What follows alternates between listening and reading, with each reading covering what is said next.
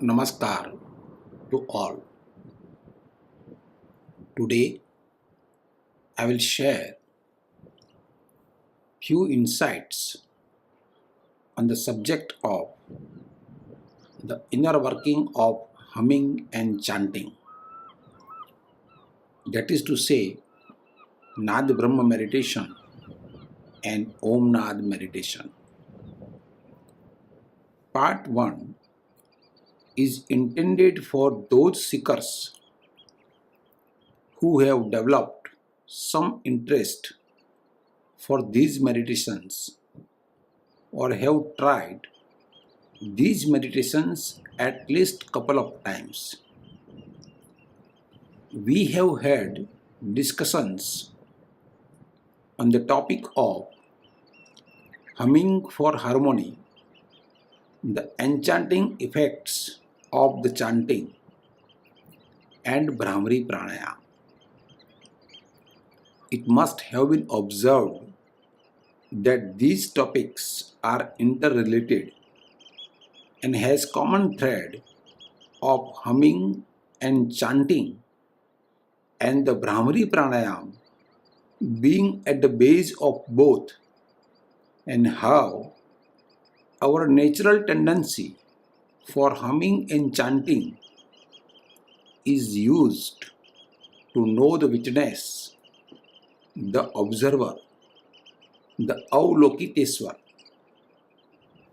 Today, I will tell you a few more insights regarding inner working of humming and chanting, that is to say, Naadbrahma meditation and Om Naad meditation.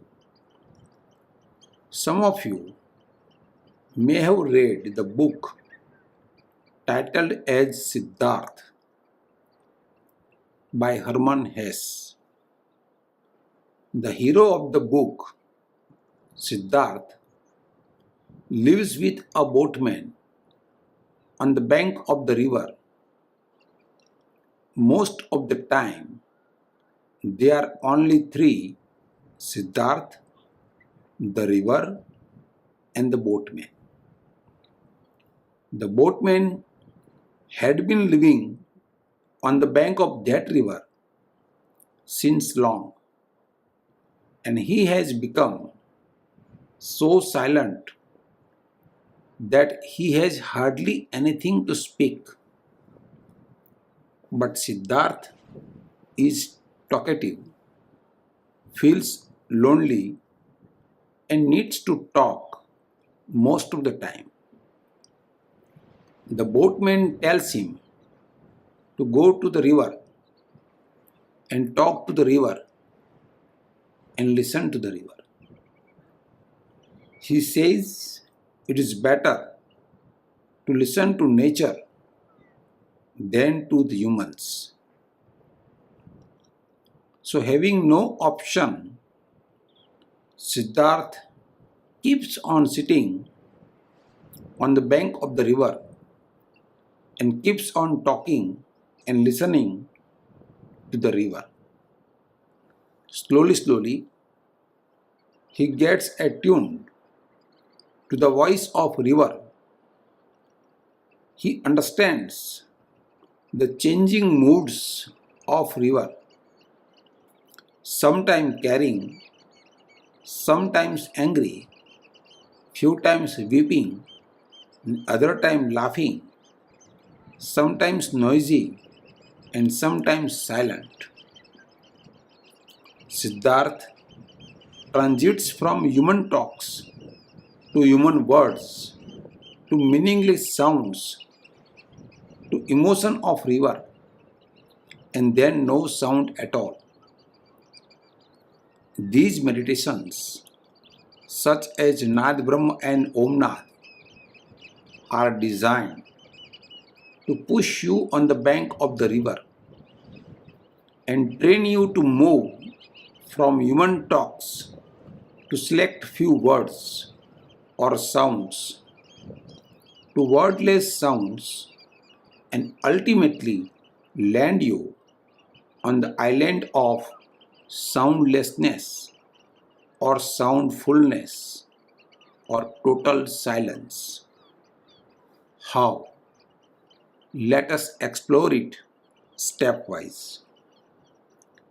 In the first step of Naadbrahma or Om Naad, you are told to keep doing humming or Om chanting for 30 minutes. And there is continuous music of ringing bells or chanting Om. For humming or Om chanting, you first take deep breath, deep inhaling through nose, and then you make humming sound of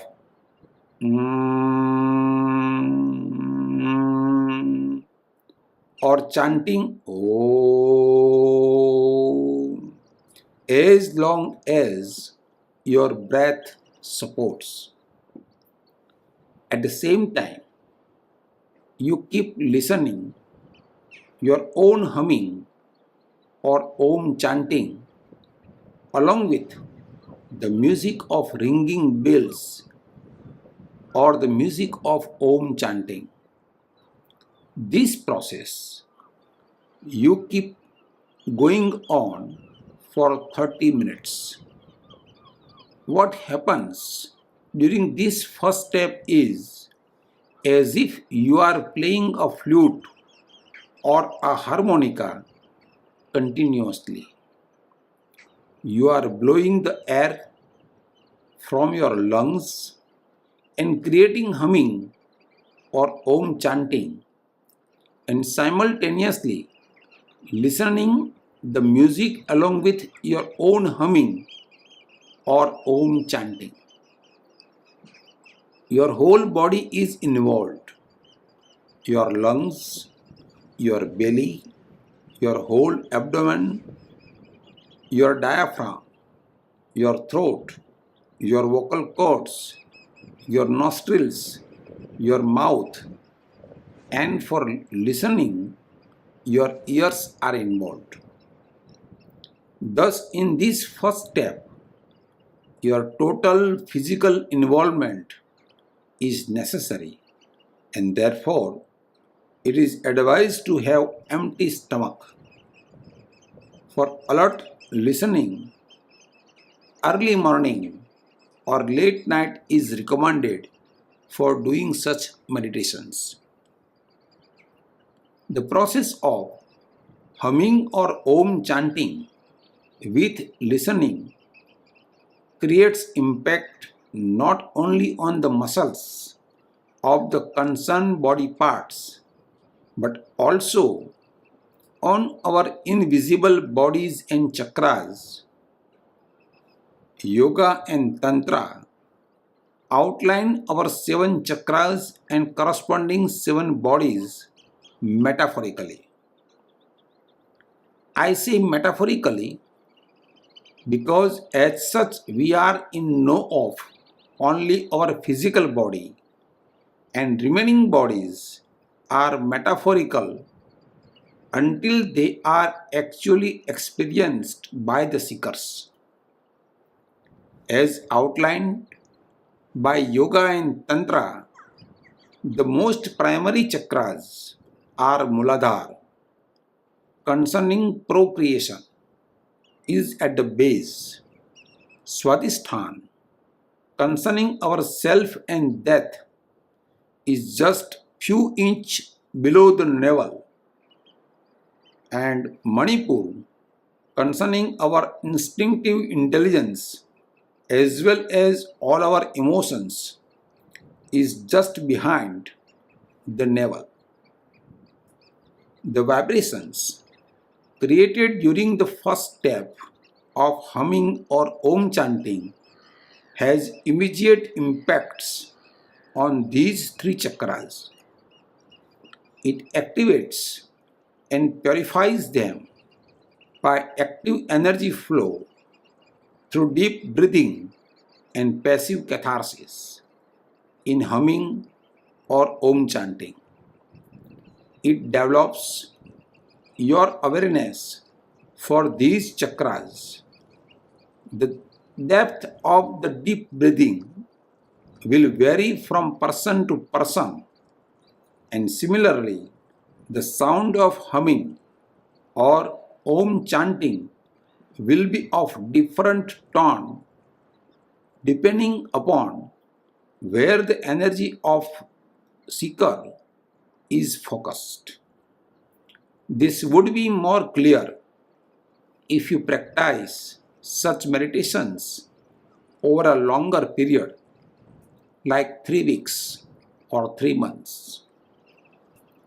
You would notice such impacts in the audible sound of humming or Om chanting, as well as the flow of energy during meditation as well as after the meditation. The humming or Om chanting has also direct impact on your Visuddha chakra, known as throat center or center of creativity.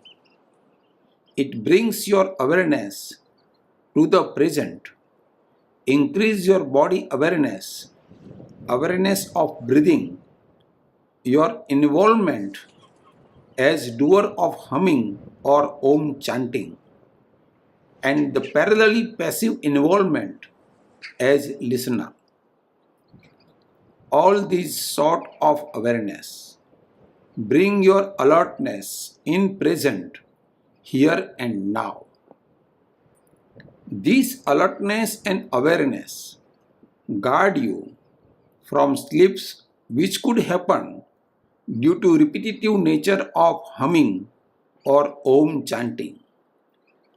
As much as your awareness for all these activates and develops your bliss body, that is to say your fifth body, in the second step, the reverberating music of ringing bell or Om chanting is changed over to soft, flowing music like a stream of river. And you are told to feel the energy.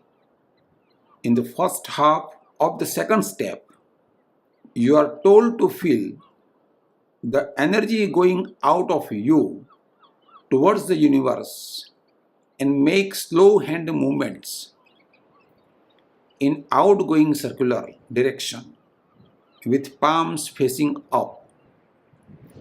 In the second half of the second step, you are told to feel the energy coming into you from the universe and make slow hand movements in inward circular direction with palms facing down.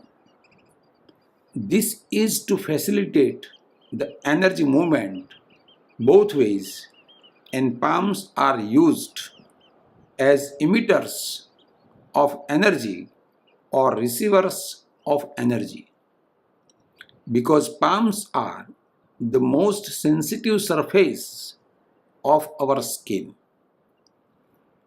The second step make you more and more alert and aware about your perceptions and receptions of energy by your total sensitivity, so much so from outer touch senses to inner touch senses, and thus it activates your fourth chakra.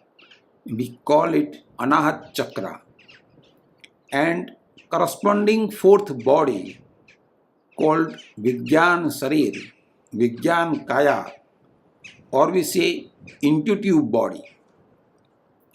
Slowly, you also start listening inner sounds, Naad, which are different from soft music being played on the outside. So, in addition to your inner touch senses, your inner ears are activated and developed. The whole work of the second step is for activating your fourth chakra and fourth body, and then the energy starts moving towards your higher bodies and higher chakras. At the end of the second step, all music is stopped and you are left to void of outer music. Still, unintentional sounds of outer environments, be it noise of AC or fan or birds or something else, might continue. In the third step, you have the option to continue sitting silently or lay down on your back. Either way is fine. You are told in this step to remain aware of your body and listen whatever you could. By this time, you must have started listening inner humming, music or naad. While listening to any of these, your energy may keep its movement in the inner bodies from centers below the navel to centers above the navel. You may try Naadbrahma meditation or Om Naad meditation and see for yourself how it could change your life. You may give it adequate time to practice on daily basis for some period of at least 3 weeks or of 3 months. If you found suitable for you, they are such potent experiments that you may continue them for longer period till they reach the deep layers of your being, the witnessing self. Thank you so much for listening.